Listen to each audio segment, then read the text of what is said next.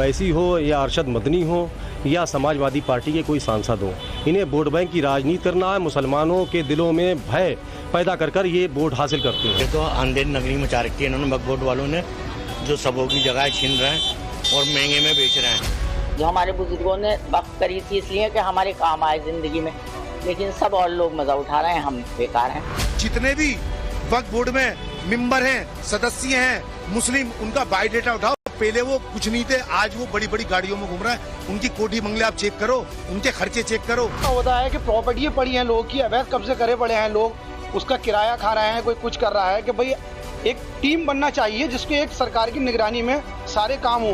इसका विरोध या हम पक्ष की बात नहीं कर रहे, हम ये कह रहे हैं कि मुस्लिम समाज के उत्थान के लिए जो मुस्लिम औकाफ की संपत्तियां हैं उनका प्रयोग किया जाए। हम महिलाओं को निकालने का उनका क्या इरादा है, आप लोग समझ सकते हैं ना, क्योंकि हम महिलाओं का वो सामना नहीं कर पाएंगे ठीक से। ये वक्फ बोर्ड की मनमानी के खिलाफ मुसलमानों का शंखनाद है। सीधा सीधा ऐलान है कि किसी की निजी संपत्ति पर वक्फ का कब्जा अब नहीं चलेगा। सरकार ने वक्फ बोर्ड अधिनियम में संशोधन से जुड़ा बिल 8 अगस्त को पेश किया और फिर उसके बाद जेपीसी को भेज दिया गया। मोदी सरकार की कोशिश है वक्फ बोर्ड में संशोधन करके आम मुसलमानों का हित किया जाए और मुस्लिम समुदाय से जुड़े लोग इसीलिए इस कदम का स्वागत कर रहे हैं। ये लोग जो मुसलमान को भड़का रहे हैं, विपक्ष के लोग, तो ये इनकी तुष्टिकरण की राजनीति है।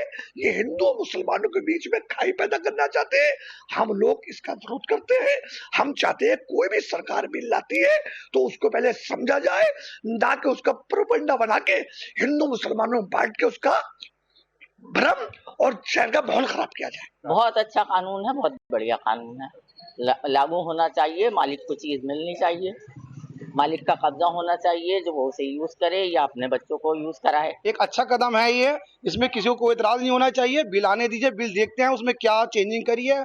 आने से पहले ही आप एक माहौल खराब करने का वो बना रहे हैं, अच्छी बात नहीं है। गुमराही की राह ज्यादा नहीं चलेगी, पहले लोग भटक चुके हैं। मैं मानता हूँ आगे कोई भी इनकी हिंदू मुस्लिम की जो एक वो बनाना चाह रहे हैं दीवार, एकता के बीच में, वो दीवार नहीं बना पाएंगे। मुरादाबाद के मुसलमानों में वक्फ बोर्ड के बदलाव पर जो जागरूकता या फिर जानकारी है वो देश के हर शहर के मुस्लिम मोहल्लों में नहीं, और विपक्ष इसी का फायदा उठा रहा है। आधी अधूरी जानकारी को खास नैरेटिव के साथ वायरल किया जा रहा है। मुस्लिम इलाकों में नैरेटिव ये फैलाया जा रहा है कि वक्फ बोर्ड में बदलाव होगा तो भविष्य में आम मुसलमानों की जमीन हड़प ली जाएगी। ये झूठ भी धड़ल्ले से प्रसारित किया जा रहा है कि वक्फ बोर्ड में संशोधन करके सरकार उन्हें बेघर कर देगी, और ये प्रोपेगेंडा भी मुस्लिम मोहल्लों में तेजी से वायरल हो रहा है कि सरकार इसके बाद कुरान में बदलाव कर देगी। कैसे विपक्ष अपने एजेंडे के तहत लोगों को गुमराह कर रहा है, इसका उदाहरण आगरा और अमरोहा में सामने आया। ये हमारा शरीयत का और कुरान शरीफ का इसमें दखल है और किसी का नहीं है, अदर पार्टी का हो नहीं सकता।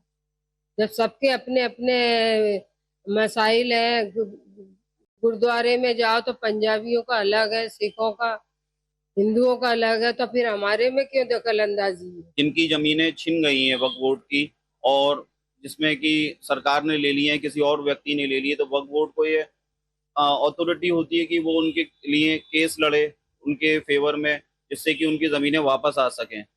तो उसमें यह है कि जो भी ये मुद्दा उठा रहे हैं, मुस्लिमों के कानूनों में कोई संशोधन नहीं होना चाहिए। मुस्लिमों का कानून जो होता है वो एक तरीके से शरीयत के अकॉर्डिंगली चलता है। वक्फ की संपत्ति को कानून लेकर के आए, बिल्कुल गलत है।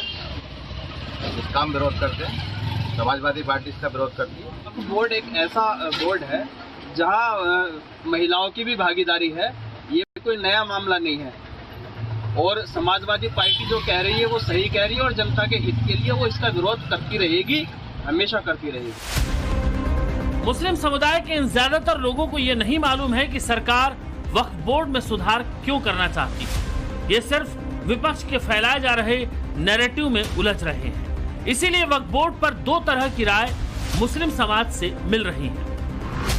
पहले वो लोग हैं जो मोदी सरकार के साथ हैं, दूसरी कैटेगरी में मौजूदा वक्फ बोर्ड के समर्थक आते हैं।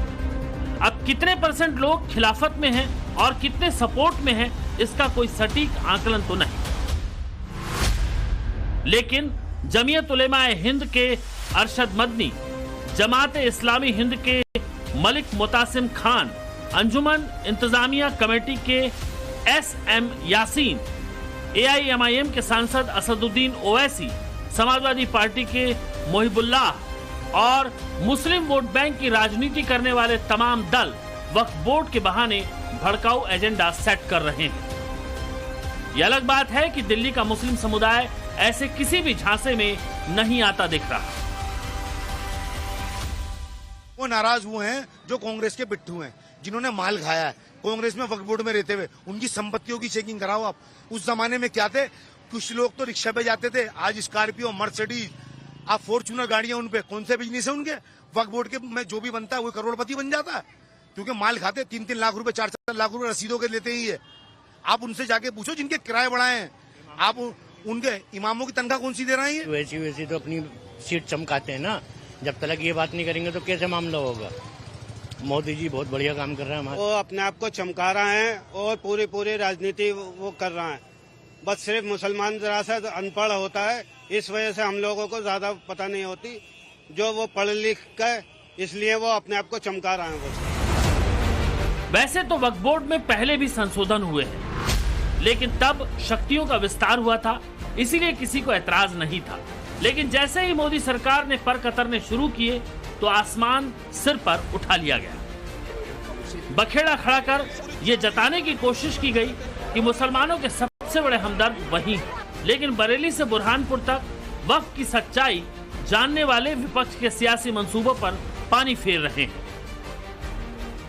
जिन मुसलमानों की जमीन पर वक्फ के नाम पर कब्जा कर लिया गया, अगर वो मुफ्त होती है तो मुसलमानों का ही इसमें लाभ है, ना कि किसी गैर मुस्लिम का है, तो ये तो बेहतर है। अगर मुसलमानों को हक दिला रहे हैं, मुसलमानों के हित के लिए है, तो बहुत बेहतर है ये। और आगे अगर जो बिल आता है इसको देखते हैं। अभी तो बिल ही नहीं आया है, जब बिल आएगा तब इसकी सच्चाई और हकीकत का सामना करना पड़ेगा। मदनी जी वगैरह और ये असदुद्दीन ओवैसी जी वगैरह, इनकी ड्यूटी बन गई है मुसलमानों को बहकाने की। और मैं खास तौर से आपको बता देना चाहता हूँ, इस बार के जो वक्फ बोर्ड के संशोधन हैं वो मुसलमानों के हित में है। उसके लिए जरूरी है कि खुद भी स्टडी करें और मुसलमान जो अभी तक के बेचारे इनके बहकावे में आते रहे वो भी स्टडी करें तो पता चल जाएगा। मोदी हो या चाहे कोई और, अगर उनकी नियत में कोई खोट नहीं है तो ये बहुत अच्छी चीज है। और समानता के लिए सरकार बीजेपी की काम कर रही है और उसी उद्देश्य से ये इसमें समानता लाने की बात की गई है, तो इसमें कोई मैं बुराई नहीं समझता।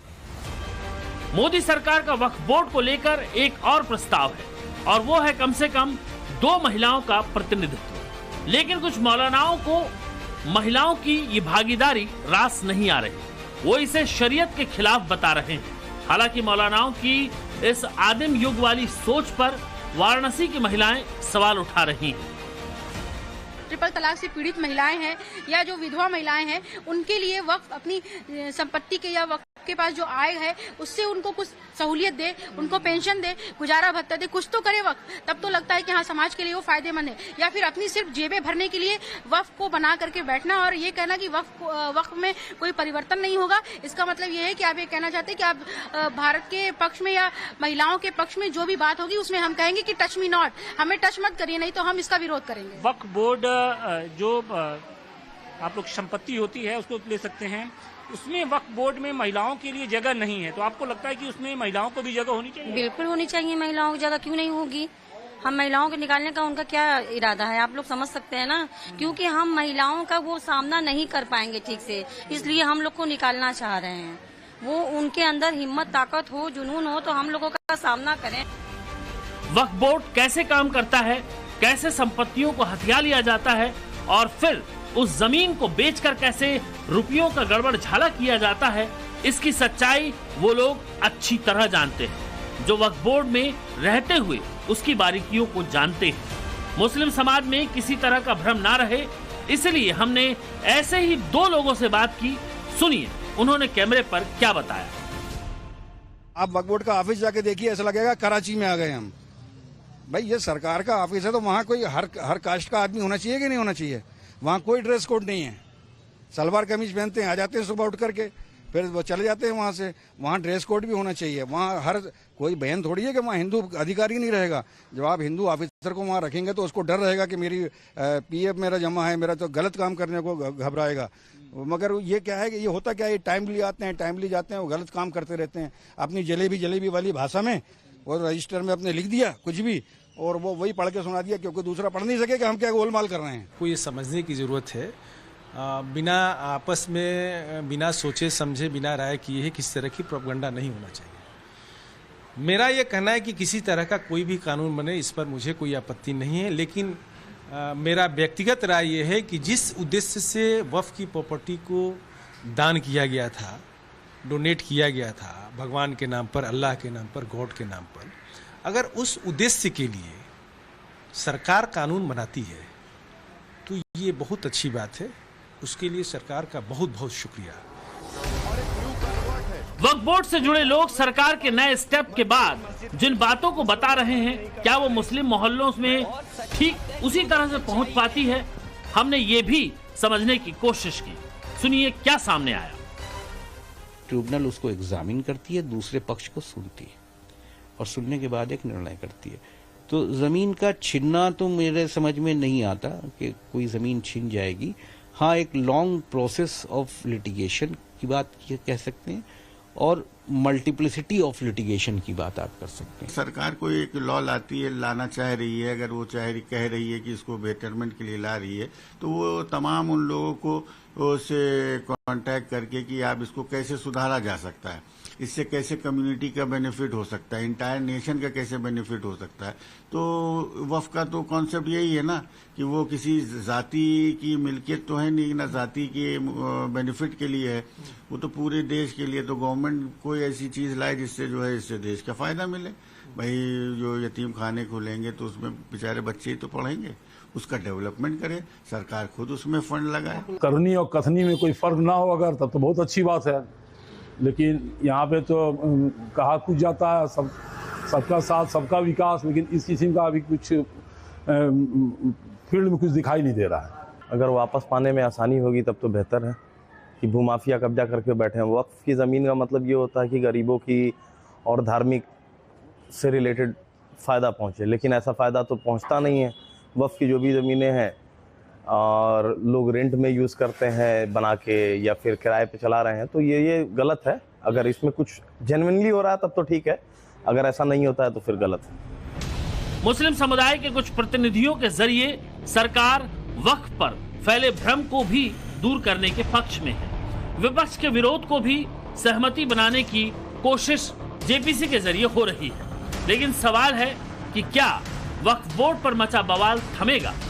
क्योंकि नए प्रावधानों में कुछ ऐसी बातें हैं जो वक्फ के समर्थन करने वालों को समझ नहीं आ रही। नए प्रावधानों के बाद वक्फ को अपनी संपत्ति जिला मजिस्ट्रेट के दफ्तर में दर्ज करानी होगी। एक्ट में बदलाव के बाद वक्फ की मनमानी के खिलाफ कोर्ट में अपील की जा सकेगी। और सबसे बड़ी बात, वक्फ बोर्ड किसी भी प्रॉपर्टी को बिना सबूतों के अपना नहीं बता सकता।